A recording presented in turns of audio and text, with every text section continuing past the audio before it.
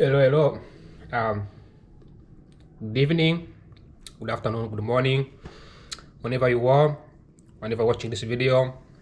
At this point, it's becoming more like a habit um, of, of me making a video, changing my voice now. And I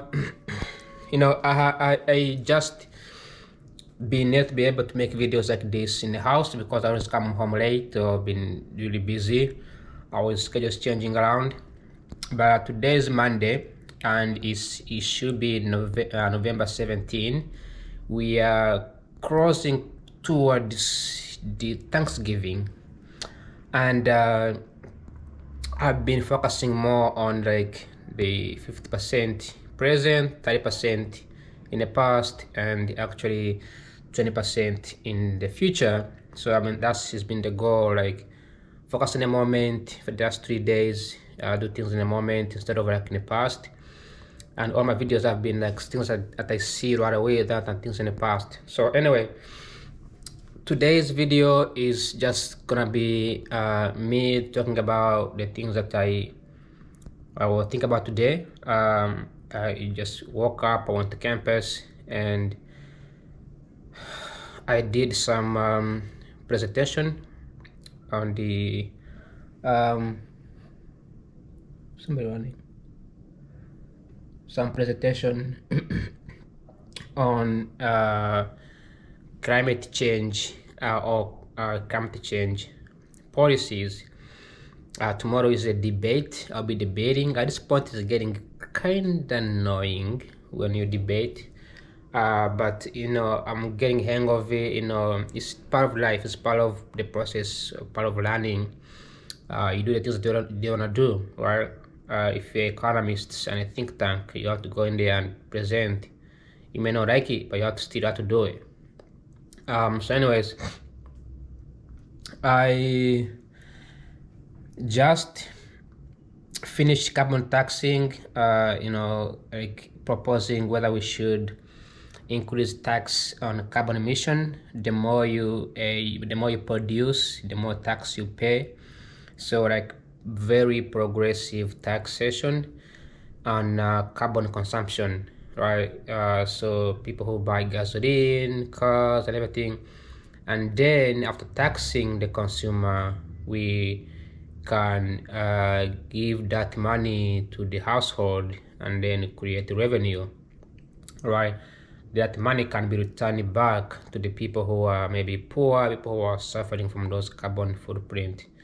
And then as you tax the businesses and consumers more, they start to cap or reduce less and less of carbon, eventually becoming more less polluting. Or sometimes they might just simply becoming more innovative, coming up with new ideas, like we have seen in the United States, where corporations that have companies that have that when areas like California, when they raised taxes on the gasoline, people shifted into companies started shift towards electric vehicles. We have seen all corporations in the West Coast.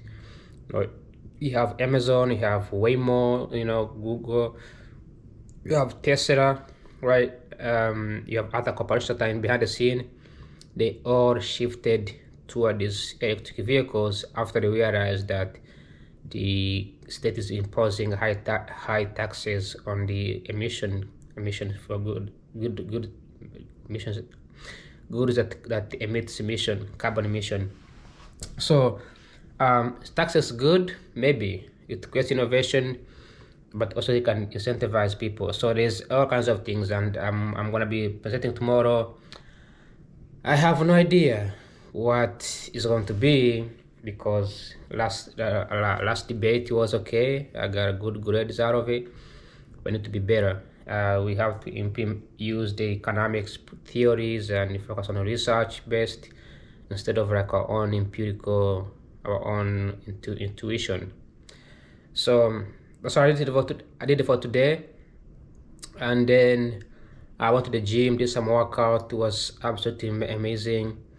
And when I did the gym, I was only watching my own videos, it was amazing. So I wasn't like watching any other videos, just my own videos. So that was, I think that was also fantastic and great. Other than that, I want to share something today. But I was thinking, before I go to share something that I want to share, I was thinking about getting a certificate, something like CFA, Certified Financial Advisor, or some kind of like series, because if you want to get into finance, having those certificates is like a key in success. Those certificates do cost a lot of money, $1,000, and you need like 900 hours of study, like intensive study. I was been studying for, now that I'm finishing all the things I need to finish, the extra classes and stuff like that. Now I need to focus more on studying for AWS certificate for the cloud computing, because I have computer science background. Then also study, maybe get a certificate in finance, something that is finance. But the thing is, those financial certificates, it's better when you have a job lined up that can act as an experience, right? But right now I'm already, I've done 2 internships in finance, and then I'm doing a master's degree in economics. So I think that would be very impressive on a resume to have them. Then I think I was thinking about, when it comes to applying for jobs, I would think about, like, if I see a job on posting, see the company, go to the actual address, see the company, where the company is, and get to see the actual people who work in there. I think that would be helpful, because when I've been applying for jobs, like in different companies, and then like I don't feel like there's that feeling that you don't like the company, or you don't really feel like it's the right company. Like there's not that connection. You just apply, just send the applications. Like you don't put the effort into it. And even if you send a cover letter, there's not like really anything involved in it. So I'm thinking maybe driving to these places and get to know the government, get to know the company, whatever I'm gonna apply. And maybe I could get exposed to even other companies in the area that are nearby, and then get to eventually work for those companies as well. So you have to be more strategic, when it comes to applying for jobs. But other than that, I really don't have much to share today. But another thing that I need to say is that the government now is open. There's no more government shutdown. Everything's open as normal. As I've been sharing, I shared some videos in DC. There's traffic. There was no traffic the days before during the shutdown. Now there's traffic because people are moving in and out. But also the budget is only for this 2 months. So the next year we're gonna have another budget, which we could see another shutdown. So we are not out of the woods yet. We still need to be very careful, and not like careful, but being more mindful.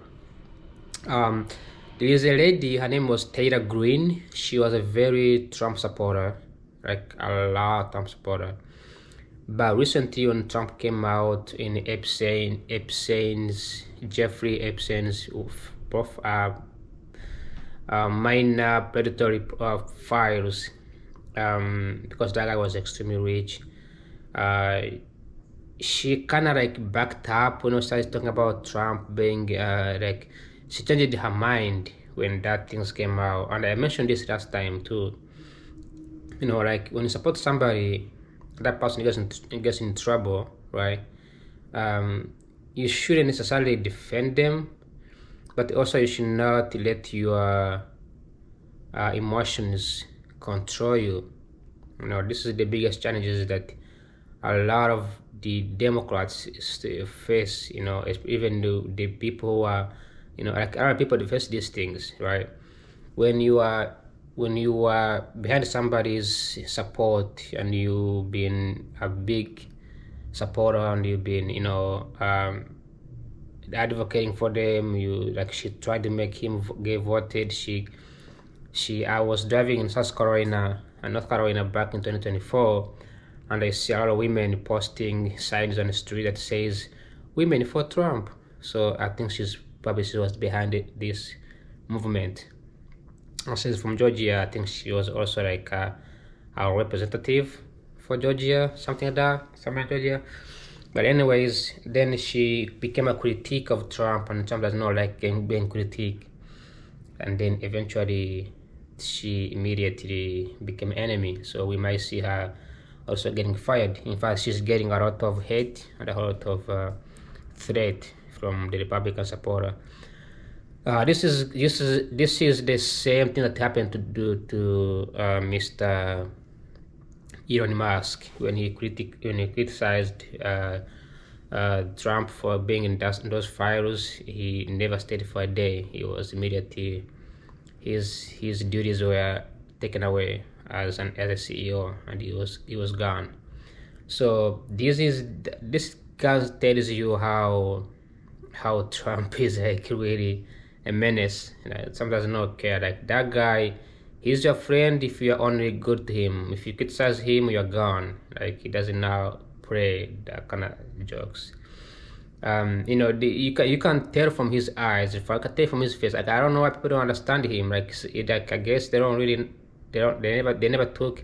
But I'm not surprised because a lot of these people took only like degrees. Some people didn't even go to school at all. Like a lot of Republicans didn't go to school. So I understand, but if you do psychology, you definitely gonna tell that Donald Trump is the guy who cannot criticize. You cannot tell him anything wrong with him. If you do, you are the biggest enemy. It's not a threat. It's not gonna kill you or anything like that. It's not a threat, but he's gonna use his mouth to like make all your friends around you become your enemy. He will do all he can, and once he changes his mind, he he cannot apologize. Once he's pissed, he's pissed. But anyways, other than that, let me hoop over because I need to take a shower. I also need to go in a few minutes. But what I was trying to share earlier is that this bread, so this bread right here, as you can see, it's pretty small, but I'm gonna prop my phone here to show the bread that I'm talking about.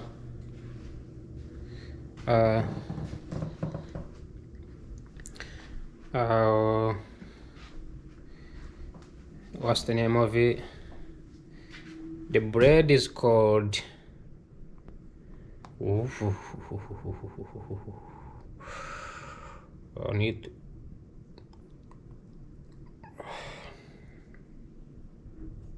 so it's called challah bread. Okay, so it looks like one of these, but it's more like it's like the same type kind of thing. Yeah, it looks like this, as you can see. So challah bread, or as they call them, challah, it sounds like an Arabic name, but it's from Israel. My phone's about to die, but I'm gonna make this quick. So on Sunday, I went to, this is like the second time I've gone to this discussion for one of the men who dedicated their life on Jesus Christ, and they are Christian. They invite us over there and get some dinner, share some food, some drinks. So they make this bread. So when I went there on Saturday, when I was coming back home, they gave me a portion of it to take home for breakfast. And it was like this small, but I could not finish it. I ate on it on Sunday. I ate on it today as well. So that has been, that has been something that has been in my mind. Like, how do you make this bread? Like, it tastes so good. Its texture is very tight.